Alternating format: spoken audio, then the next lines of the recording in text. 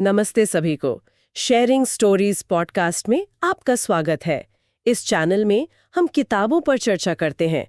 यह सामग्री plotsformovies.com द्वारा समर्थित है, जो एक AI सक्षम बुक ट्रेलर प्लेटफॉर्म है, जहां आप किताब खरीदने से पहले उसे बेहतर ढंग से समझने के लिए किताब का 1 मिनट का ट्रेलर देख सकते हैं। और आज हम एक बहुत ही खास किताब पर बात करने वाले हैं। एक ऐसा उपन्यास जो हमें परिचित पौराणिक कथाओं में ले जाता है, पर एक कह सकते हैं नए रास्ते से। बिल्कुल। हम sharingstories.in पर #PushingIndianAuthors अभियान के माध्यम से भारतीय लेखकों की पुस्तकों का प्रदर्शन कर रहे हैं। और आज हमारे पास है दुष्यंत प्रताप सिंह की सात्यकी द्वापर का अजेय योद्धा। हाँ, ये किताब मई 2025 में आई है और इसके लेखक दुष्यंत प्रताप सिंह वो जाने माने फिल्म निर्देशक भी हैं। अच्छा, ये बात तो दिलचस्प है। इसका असर शायद लिखने के तरीके पर भी पड़ा होगा। बिल्कुल, उस पर हम आएंगे, लेकिन पहले किताब का जो कॉन्सेप्ट है वही बड़ा अनोखा है। ये महाभारत की कहानी है, लेकिन एक ऐसे योद्धा के नजरिए से जिसे हम अक्सर भूल जाते हैं, सात्यकी। हाँ, अर्जुन, भीम, कर्ण, इनके सामने सात्यकी का नाम उतना नहीं आता है ना? सही कहा। और सबसे खास बात, ये फर्स्ट पर्सन में लिखी गई है। ओह, जैसे सात्यकी खुद अपनी कहानी सुना रहे हो? हाँ, बिल्कुल वैसा ही। उनकी अपनी आवाज में, उनके अपने एहसास। ये तो बहुत अलग होगा पढ़ना। और इसकी शुरुआत भी बड़ी नाटकीय है। किताब के ब्लर्ब में बताया गया है कि कैसे लेखक, जो खुद निर्देशक हैं, कुछ अजीब हालात में फंसते हैं। अच्छा। और उनकी मुलाकात होती है सात्यकी से, कलयुग में। क्या बात है, आज के जमाने में? हाँ, और सात्यकी उन्हें अपनी कहानी दुनिया को बताने का काम सौंपते हैं। वाह, ये तो कहानी में एक और परत जोड़ देता है। ये सिर्फ इतिहास नहीं, वर्तमान और अतीत का एक पुल जैसा बन गया। बिल्कुल। तो आज हम इसी पर गहराई से बात करेंगे। सात्यकी का चरित्र, कहानी का अंदाज, इसके विषय, और ये किताब पाठकों को क्या देती है। Bring your book to life with AI. Plotsformovies.com helps you create movie-like trailers for your book, allowing filmmakers to visualize your story just the way you imagined it while writing. Enhance the storytelling experience to a whole new level with realistic characters, immersive voiceovers, and cinematic sound effects. No more boring stock images or generic clips. Captivate your audience, spark curiosity, make readers and filmmakers eager to explore more. Plotsformovies.com, where your story becomes cinema. चलिए शुरू करते हैं फिर सात्यकी के इस अनदेखे सफर को। तो सबसे पहले यही सवाल उठता है कि सात्यकी जैसे योद्धा जो इतने महत्वपूर्ण थे, वो महाभारत की मुख्य धारा की कहानियों में इतने पीछे क्यों रह गए? हाँ, ये एक अहम सवाल है। कई रिव्यूज में भी यही लिखा है कि लोकप्रिय कथाओं में अक्सर भुला दिए गए या ज्यादा जाने माने योद्धाओं की छाया में रह गए। शायद इसलिए कि वो यादव वंश से थे, सीधे तौर पर पांडव या कौरव नहीं, या हस्तिनापुर के सिंहासन से सीधे जुड़े नहीं थे। हो सकता है। अक्सर फोकस जो है वो मेन कहानी और उसके मुख्य किरदारों पर रहता है, लेकिन सच तो ये है कि सात्यकी कृष्ण के सबसे करीबी लोगों में से थे, अर्जुन के भी प्रिय शिष्य, और कुरुक्षेत्र में उनका रोल बहुत बड़ा था। तो ये किताब उनकी उसी वीरता, उनकी निष्ठा, खासकर कृष्ण के प्रति जो उनकी भक्ति थी, उसको सामने लाती है। हाँ, यही इसका सबसे बड़ा योगदान है मेरे ख्याल से। ये हमें महाभारत को एक अलग नजरिए से देखने का मौका देता है। सिर्फ कहानी नहीं, बल्कि एक नया पर्सपेक्टिव। बिल्कुल। जब आप सात्यकी को केंद्र में रखते हैं तो पूरी कहानी का जो डायनामिक्स है वो बदल जाता है। युद्ध क्यों हुआ, धर्म क्या है, निष्ठा क्या है, ये सब सवाल एक नए कोण से दिखते हैं। ये सोचने पर मजबूर करता है कि क्या हीरो सिर्फ वही हैं जिनके बारे में ज्यादा लिखा गया? सही कहा।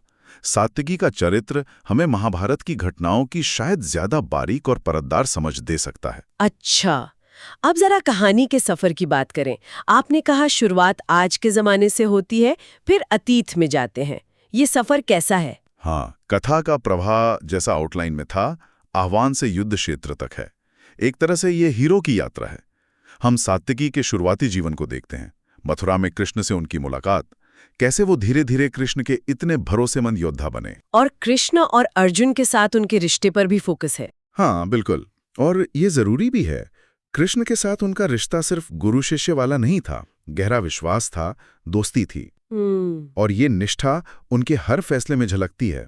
किताब शायद ये भी दिखाती हो कि कैसे सात्विकी ने कृष्ण के निर्देशों का पालन किया, कभी-कभी बिना सवाल किए भी। अच्छा, ये तो धर्म की परिभाषा पर भी सवाल उठा सकता है। बिल्कुल।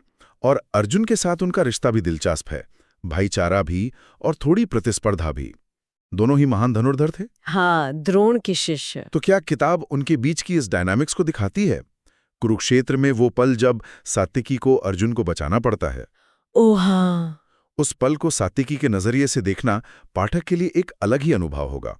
तो ये सिर्फ घटनाओं का ब्यौरा नहीं है, बल्कि किरदारों के अंदर के संघर्ष और रिश्तों की गहराई में जाने की कोशिश है। ऐसा ही लगता है। सात्विकी का सफर सिर्फ लड़ाई का नहीं, बल्कि निष्ठा, दोस्ती, फर्ज और शायद थोड़ी व्यक्तिगत महत्वाकांक्षा के बीच संतुलन बनाने का भी है। कुरुक्षेत्र में वो सिर्फ एक योद्धा नहीं थे, सेनापति भी थे, रणनीतिकार भी थे। किताब जरूर उनके उन योगदानों को दिखाती होगी जिन्हें अक्सर हम भूल जाते हैं।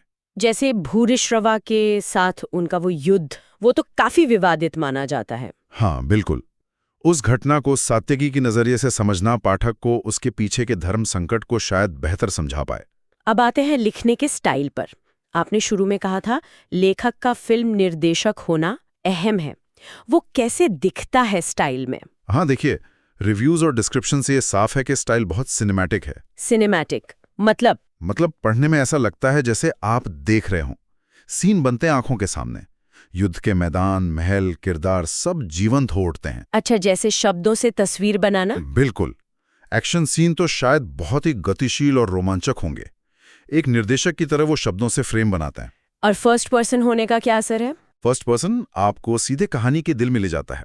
आप सात्विकी की आंखों से दुनिया देखते हैं, उनके एहसास महसूस करते हैं, उनके विचार सुनते हैं। इससे जुड़ाव गहरा होता होगा। हाँ, बहुत। आप सिर्फ दर्शक नहीं रहते, सात्विकी के सफर में साथी बन जाते हैं। उनका गुस्सा, उनका दुख, उनकी निष्ठा सब सीधा महसूस होता है। लेकिन क्या ये स्टाइल कभी-कभी चीजों को सिंपल बना देता है? मतलब क्या हमें सिर्फ सात्विकी का ही सब्जेक्टिव व्यू मिलता है? ये एक अच्छा सवाल है। हो सकता है। लेकिन दूसरी तरफ भाषा की सादगी की भी बहुत तारीफ हुई है। स्पष्ट, आसान, हर उम्र के पाठक के लिए। हाँ, ये कमाल है। महाभारत जैसे जटिल विषय पर सरल भाषा में लिखना। ये लेखक का कौशल है, मुश्किल बातों को आसान भाषा में कहना ताकि नए पाठक भी जुड़ सकें। शायद उन्होंने गैर जरूरी डिटेल से बचकर कहानी के इमोशनल और ड्रामा वाले हिस्से पर ज्यादा ध्यान दिया है। और वो 32 चैप्टर्स वाली बात। हाँ, 32 अध्यायों की संरचना भी मदद करती होगी। कहानी छोटे छोटे हिस्सों में बटी होती है तो पढ़ने में आसानी रहती है, ध्यान बना रहता है। हर चैप्टर शायद सात्विकी के जीवन के किसी एक पहलू पर फोकस करता होगा, संभवतः, जिससे धीरे धीरे पूरी तस्वीर बनती जाती है। चलिए अब बात करते हैं मुख्य विषयों की। निष्ठा, धर्म, साहस, ये शब्द बार बार आ रहे हैं। हाँ, क्योंकि ये सात्विकी के चरित्र के एकदम कोर में है। कृष्ण के प्रति उनकी जो अटूट निष्ठा है वो शायद सबसे बड़ा थीम है। भक्ति की हद तक। हाँ, कह सकते हैं। जहां कृष्ण का कहा ही उनके लिए परम सत्य है। किताब शायद ये दिखाती है कि निष्ठा सिर्फ भक्ति नहीं, उनके स्वधर्म का हिस्सा थी। एक योद्धा और दोस्त होने का उनका फर्ज। लेकिन क्या ये निष्ठा कभी धर्म के बड़े सिद्धांतों से टकराती नहीं? महाभारत में तो ऐसे मोड़ आते हैं। बिल्कुल। और यहीं पर यह विषय और गहरा और दिलचस्प हो जाता है। सात्विकी का चरित्र हमें सोचने पर मजबूर करता है कि व्यक्तिगत निष्ठा और सार्वभौमिक धर्म, इनके बीच कहां लकीर खींची जाए। क्या कृष्ण के लिए निष्ठा में उन्होंने कभी कुछ ऐसा किया जो नैतिक रूप से संदिग्ध था, जैसे वो भूरी श्रवा वाली घटना? हाँ। किताब शायद इन धर्मासंकट के पलों को सात्विकी के अंदरूनी द्वंद्व के जरिए दिखाती हो। उनका साहस सिर्फ मैदान में नहीं, नैतिक दुविधाओं से जूझने में भी दिखता होगा। और दोस्ती, कृष्ण और अर्जुन के साथ उनके रिश्ते। दोस्ती भी एक मुख्य थीम है। कृष्ण के साथ तो भक्ति और सम्मान पर आधारित दोस्ती है। अर्जुन के साथ शायद बराबरी और थोड़ी प्रतिद्वंदिता ही। हाँ। ये रिश्ते उनके फैसलों पर कैसे असर डालते हैं, ये देखना दिलचस्प होगा। क्या दोस्ती कभी निष्ठा या धर्म के आड़े आई? उपन्यास इन मानवीय उलझनों को कैसे दिखाता है, ये उसकी गहराई तय करेगा। बिल्कुल। क्या किताब ये बताती है कि इन रिश्तों को निभाने की सात्विकी ने क्या कीमत चुकाई? लगता है किताब को काफी पसंद किया जा रहा है। रिव्यूज काफी अच्छे हैं। स्पष्टता, कहानी कहने का तरीका और एक भूले हुए नायक पर ध्यान देने की तारीफ हो रही है। हाँ, इसे एक सराहनीय प्रयास और एक शक्तिशाली और जरूरी श्रद्धांजलि कहा गया है। और ये सिर्फ पढ़ने वालों तक ही सीमित नहीं है। नहीं, इसे कई फॉर्मेट्स में लाया गया है, हिंदी और अंग्रेजी दोनों में। ऑडियो बुक भी है जिसे खुद लेखक ने आवाज दी है। अरे वाह, ये तो बहुत खास बात है। हाँ, इससे कहानी और भी पर्सनल लगती है और एक विजुअली नरेटेड वीडियो फॉर्मेट भी है, मतलब पहुंच बढ़ाने की पूरी कोशिश की गई है। मुकेश खन्ना और कुमार विश्वास जैसे लोगों ने भी सपोर्ट किया है, इसका क्या मतलब है? देखिए, इसका महत्व कई स्तरों पर है। मुकेश खन्ना का नाम तो महाभारत और भीष्म से जुड़ा है। हाँ, जाहिर है। उनका समर्थन इसे पौराणिक कथाओं में रुचि रखने वालों के बीच एक क्रेडिबिलिटी देता है। और कुमार विश्वास अपनी साहित्यिक समझ के लिए जाने जाते हैं। उनका समर्थन इसे एक गंभीर साहित्यिक कोशिश के तौर पर स्थापित करता है। ये सब मिलकर दिखाता है कि ये किताब सिर्फ एक उपन्यास नहीं, बल्कि हमारी पौराणिक विरासत को जिंदा रखने और नई पीढ़ी तक पहुंचाने की एक बड़ी कोशिश का हिस्सा है। तो अगर संक्षेप में कहें तो ये किताब क्यों पढ़नी चाहिए? निचोड़ क्या है? मेरे ख्याल से सबसे बड़ा आकर्षण है महाभारत जैसी जानी पहचानी कहानी को एक बिल्कुल नए ताजे नजरिए से देखना। ये सात्यकी जैसे योद्धा को, जो अब तक साइडलाइन पर थे, सेंटर स्टेज पर लाती है। उनकी हिम्मत, उनकी वफादारी, उनके अंदर के संघर्ष सबको दिखाती है। और लेखक की वो सिनेमैटिक शैली इसे पढ़ना आसान और दिलचस्प बनाती है, खासकर उनके लिए जो शायद पारंपरिक ग्रंथ पढ़ने में झिझकते हों। बिल्कुल, ये भक्ति, साहस, दोस्ती, धर्म जैसे जो हमेशा रेलेवेंट रहने वाले विषय हैं, उन पर एक आज के जमाने का नजरिया देती है। तो ये सिर्फ मनोरंजन नहीं करती, प्रेरणा भी देती है। हाँ, ये याद दिलाती है कि इतिहास में अक्सर कई कहानियां अनकही रह जाती हैं और हर नायक अपना वक्त, अपनी पहचान डिजर्व करता है। जैसा एक रिव्यू में कहा गया, ये सिर्फ पढ़ना नहीं है, ये भूले हुए इतिहास को फिर से जिंदा करना है। ये उन मूल्यों की याद दिलाती है, हिम्मत, वफादारी, धर्म के लिए खड़े होना, जो आज भी उतने ही जरूरी हैं। तो जो महाभारत को जानते हैं उनके लिए एक नया दृष्टिकोण, और जो नई है उनके लिए इस दुनिया में घुसने का एक आसान और रोमांचक रास्ता। एकदम सही। वाकई एक जानी पहचानी कहानी को बिल्कुल अलग नजरिए से देखना हमेशा अच्छा लगता है। और ये हमें एक बड़े सवाल की तरफ भी ले जाता है कि हमारे इतिहास और मिथकों में और कितने ऐसे साथी छुपे हुए हैं, कितनी कहानियां हैं जो मुख्य कहानी की चमक में खो गईं। क्या इतिहास हमेशा जीतने वाले या सबसे मशहूर लोग ही लिखते हैं?